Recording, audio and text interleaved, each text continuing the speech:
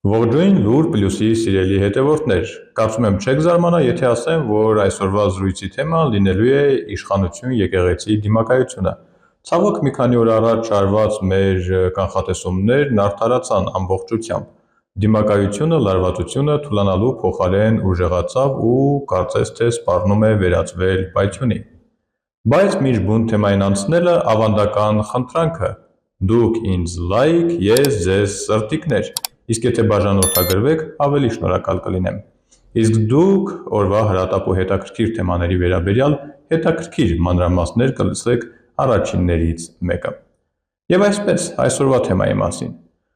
Իշխանությունն ընդդեմ եկեղեցու։ Այս դեպքում կարող ենք նաև հակառակն ասել՝ եկեղեցին ընդդեմ իշխանության։ Եվ շատ չենք սխալվի, քանի որ տարբեր դրվագներում դերերը կարծես փոխվում են ու երբեմն իսկապես դժվար է լինում տարբերակել, ով է հարձակվողը և ով պաշտպանվողը։ Թեման վերստին շիկացավ, երբ վարչապետ Նիկոլ Փաշինյանը հրապարակավ կրկնեց իր դիրքորոշումը, թե վեհափառը ուխտազանց է և պետք է հեռանա պաշտոնից։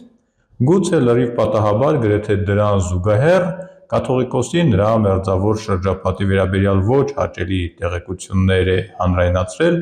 գործող հոգևորականներից մեկը՝ Տեր Արամը։ Նրա հայտարարությունների հիման վրա բարձրաստիճան մի շարք հոգևորականներ ձերբակալվեցին, ապա կալանավորվեցին։ Հայաստանում կալանավորված սրբազանների թիվը հասավ 3-ի։ Այս թվաբանությանը հետագայում հավանաբար կանդրադառնանք, քանի որ ռեկորդակիր դառնալու շանսեր ունենք ազգովի։ Բայց վերադառնանք մեր թեմային։ Սա մեսիջ էր Մայրաթոռին, որ վարչապետը լուրջ է տրամադրված։ Ի պատասխան Մայրաթոռը և անձամբ կաթողիկոսը հստակ ուղերձ հղեցին, որ իրենք չեն պատրաստվում հանձնվել։ Այդ ուղերձի ամենախոսուն դրսևորումը Տեր Արամին կարգալույծ անելու մասին կաթողիկոսական տնօրինությունն էր։ Ուշագրավ է, որ նրան կարգալույծ անելու հիմքերից մեկը մի մեղք էր, որը քահանան գործել էր շուրջ 1 ամիս, ըստ մեղադրանքի։ Պարզվում է, նա պատարակների ընթացքում այդ ժամանակահատվածում չէր հիշատակել կաթողիկոսի և թեմակալ առաջնորդի անունները։ Այստեղ տրամաբանական հարց է առաջանում, եթե սա կանոնական լուրջ խախտում էր, ինչու էին 1 ամիս սպասում, ինչու էին թույլ տալիս, որ նա շաբաթներ շարունակ կրկնի նույն մեղքը։ Սա ավելի շատ ուժի ցուցադրություն էր Մայրաթոռի կողմից ու զգուշացում պոտենցիալ տատանվողներին գործող հոգևորականների շարքից։ Սակայն գնդակը վարչապետ Փաշինյանի դաշտում երկար չմնաց։ Կարգալույծ հայտարարված Տեր Արամը հայտարարեց, որ չի ընդունում այդ որոշումը և ավելին, առաջիկա կիրակի՝ հոկտեմբերի 26-ին պատարակ է մատուցելու Հովանավանքում։ Ազգային ժողովի ամբիոնից հոկտեմբերի 22-ին Նիկոլ Փաշինյանն էլ հայտարարեց, որ ինքը մասնակցելու է այդ պատարագին և հաղորդություն է ստանալու հենց այդ կարգալույծ հայտարարված հոգևորականից։ Սա արդեն ոչ թե քաղաքական հայտարարություն էր, այլ ուղիղ մարտահրավեր՝ նետված անձամբ Գարեգին II-ին։ Ես պարզապես ուզում եմ միանալ այն համայնքին, որի հոգևոր հովիվը Տեր Արամ Ասատրյանն է և ում գործունեությունը փաստորեն մենք տեսանք ինչ տեղի ունեցավ ամբողջ այդ վարկաբեկման ապարատը, որը ինչպես իմացանք այս ընթացքում Կտրիչ Ներսիսյանի գլխավորությամբ գործում է, փաստորեն չկարողացավ որևէ կերպ վարկաբեկել Տեր Արամ Ասատրյանի հոգևոր գործունեությունը և դա հիմնավորում է, որ այն մարդիկ, ովքեր ուզում են հոգևոր կյանքով ապրել, կարող են Հովհաննավանքում հոգևոր կյանքով ապրել։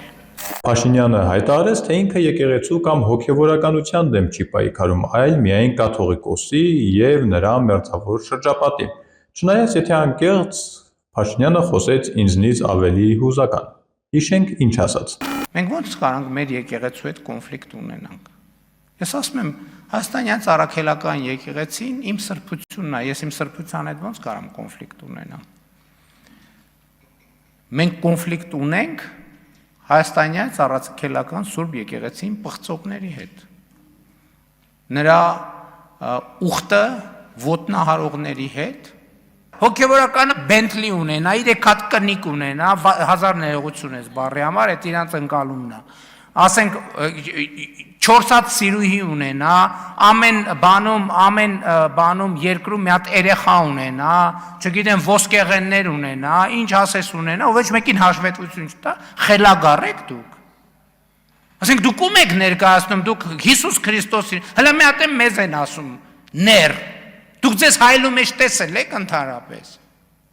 Այս աղմուկի մեջ Փաշինյանը երկու կարևոր մեսիջ հղեց, որոնք կարող են շատ ավելի վտանգավոր լինել, քան այն, ինչ լսեցինք քիչ առաջ միասին։ Առաջինն այն է, որ որոշ վանքեր կարող են մայրաթոռի տնօրինությունից հանվել եւ շարունակությունը դժվար կարողանան բացատրել, ավելի լավ է լսենք գաղափարի հեղինակին։ Հովհաննավանքը, ինչպես բազմաթիվ այլ հուշարձաններ գտնվում են կառավարության հաշվեկշռում եւ մի շարք եկեղեցիներ անհատույց օգտագործման են տված հայաստանյա ծառայելական Սուրբ եկեղեցուն։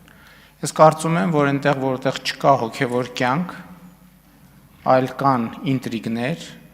կան խարդավանքներ, ֆեյքերի ոնց էին անվանել, հաջող ձևակերպում կար։ Ֆեյքերեցների թե երեց ֆեյքերի խմբեր են գործում, մենք կարող ենք կա բոլոր բարոյական եւ իրավականն էլ, որ մենք այդ հուշարձանները կվերադարձնենք հանրությանը եւ Տեր Արամին եւ նրան նման քահանաներին բոլոր ձևերով կաջակցենք, որ նրանք Հայաստանում վերականգնեն իրական հոգևոր կյանքը։ Ինչ է սա նշանակում։ Արդյոք Հայաստանում կունենանք հակաթոռ եկեղեցի։ Առաքելական եկեղեցին կփառակտվի։ Հարցերը այս դեպքում ավելի շատ են, պատասխան չկա։ Փաշինյանի հաջորդ մեսիջը մինչև վերջ գնալու հրապարակային խոստումներ կամ սպառնալիքը կգնա անգամ կյանքի գնով։ Լսեք, ես կյանքս կդնեմ դրանցից իմ սրբությունը, մեր սրբությունը ազատելու։ Եթե նույնիսկ մենակ մնամ, ես պրոբլեմ չունեմ։ Պետք է ամեն մեկը որոշում կայացնի, լավ էս ինչ ձև է։ Էս ինչ ձև է ընդհանրապես։ Ում բարոյական քարոզներ են կարդում, բաներ են անում։ Ինչ իրավունք ունեն դրանք ընդհանրապես այդ սրբությունների հետ հաղորդակցվելու։ Ինչ իրավունք ունեն այդ մարդիկ։ Ովքեր են այդ մարդիկ։ Էլի մի փոքրիկ նյուանս, այս պայքարին Փաշինյանը կարծես որոշել է գնալ առանց ԿՊ-ի ծանր հրետանու։ Նույն օրը Ալեն Սիմոնյանը հայտարարեց, որ Կիրակի Հովանավանք պատարագի չի գնալու։ Կարծեմ նմանատիպ հայտարարություն արել է նաև Վահագն Ալեքսանյանը։ Դա իրենց ընտրությունն է, թե Փաշինյանի որոշումը դժվար է ասել։ Անձամբ ես ավելի հավանական եմ համարում երկրորդ տարբերակը։ Այդպես է որոշել Փաշինյանը։ Ամեն դեպքում շատ հարցերի պատասխաններ կստանանք առաջիկա Կիրակի հոկտեմբերի 26-ին։ Հրաժեշտից առաջ չենք մոռանում դուք ինձ լայք, ես ձեզ սրտիկներ, չենք մոռանում նաև բաժանորդագրվել մեր ալիքին, որ մեր հանդիպումները լինեն պարբերական։ Սպասենք, թե ինչ կբերեն մոտեցող հանգստյան օրերը։ Իսկ մինչ այդ ամուր եղեք։ Ու մի քիչ էլ զգույշ կհանդիպենք։